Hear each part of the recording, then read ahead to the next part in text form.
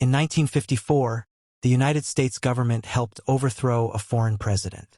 Not because of nuclear weapons, not because of terrorism, because of bananas. One American company controlled so much land, so much railroad, and so much political power in Central America that when a foreign government threatened its profits, the CIA stepped in to remove that government by force. The word Banana Republic isn't just a clothing brand. It's a real term born from real blood, and it's directly tied to the yellow fruit sitting in your kitchen right now. This is the history of bananas.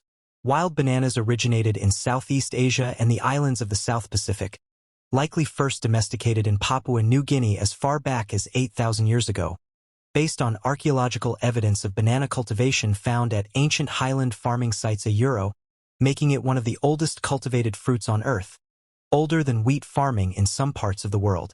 Wild bananas looked nothing like the ones you buy today.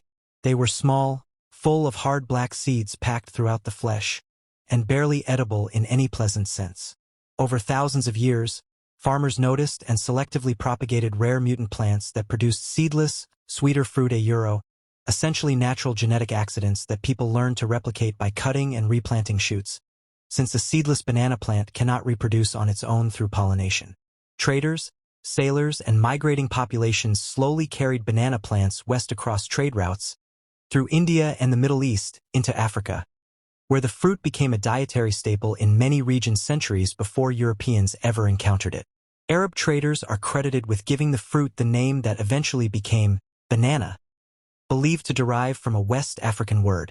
Bananas didn't reach the Americas until Spanish and Portuguese colonizers brought them across the Atlantic in the early 1500s, first to the Caribbean and then to Central and South America, where the tropical climate proved ideal for growth.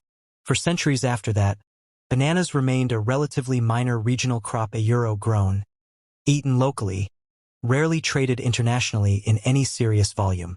Bananas bruise easily and rot within days once picked. Without refrigeration or fast transportation, there was simply no realistic way to sell them far from where they grew. That was about to change completely, and it would happen almost by accident. In the 1870s, an American ship captain named Lorenzo Dow Baker bought a load of bananas in Jamaica on a whim, packed them onto his schooner, and raced back to New Jersey before they could spoil. He sold them for a massive profit. American demand for this exotic new fruit exploded almost overnight, and bananas quickly became a novelty status symbol, then a mainstream grocery staple within a generation. By 1899, Baker's banana business had merged with a rival company to form the United Fruit Company and United Fruit didn't just want to sell bananas. It wanted to control everything from the ground up. The land the bananas grew on, the railroads that moved them inland, the ports that shipped them out, and even the steamship fleets that carried them to American markets. Across Guatemala, Honduras, Costa Rica, and Colombia, United Fruit acquired enormous tracts of land, often through political pressure, direct bribery of local officials, or simply exploiting weak, cash-strapped local governments desperate for foreign investment. In several countries, the company came to control more land than the national government itself, along with the only railroads, the only telegraph and telephone lines, and in some cases even the local postal service. This gave United Fruit a level of leverage that went far beyond ordinary business. The company could effectively decide which local politicians got elected by controlling jobs, transportation, and communication across entire regions. These nations became so economically and politically dependent on a single American company that journalists and writers began calling them banana republics a term meant as a direct insult, describing a country run less by its own elected government and more by the business interests of a single foreign corporation. If you're enjoying stories like this, hit subscribe. We post a new hidden history of food every week. Nowhere did this dynamic turn more violent than Guatemala. By the early 1950s, United Fruit owned enormous amounts of land in Guatemala, much of it left deliberately unused and uncultivated, held in reserve in case disease wiped out existing plantations. In 1951, Guatemala democratically elected a reformist president, Jacobo A. Arbenz, who introduced a sweeping land reform law. The government would purchase large tracts of unused land from major landowners, including United Fruit, at the value those landowners themselves had declared for tax purposes, and redistribute it to poor, landless farmers. United Fruit was furious. The company had been declaring artificially low land values for years specifically to minimize its own taxes, and now that same low number was being used against it as the purchase price. United Fruit refused to accept the government's compensation offer, claiming the land was worth many times more. Crucially, the company had powerful friends in Washington, including senior U.S. government officials who held direct personal financial ties to United Fruit itself.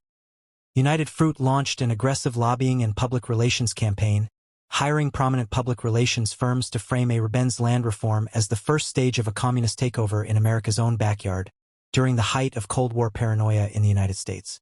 The campaign worked. In 1954, the CIA organized and funded a covert coup operation, arming, training, and directing a small opposition force that invaded Guatemala with air support provided by the United States. Facing overwhelming pressure and the threat of further violence, Rebens resigned and went into exile. Guatemala's democratically elected government had fallen, replaced by a military regime friendly to United Fruit's interests. What followed was decades of political instability and civil war in Guatemala that cost hundreds of thousands of lives a year, a chain of events historians directly trace back to a single American company's fight to protect its banana profits. United Fruit eventually rebranded in the 1990s, becoming the company now known worldwide as Chiquita.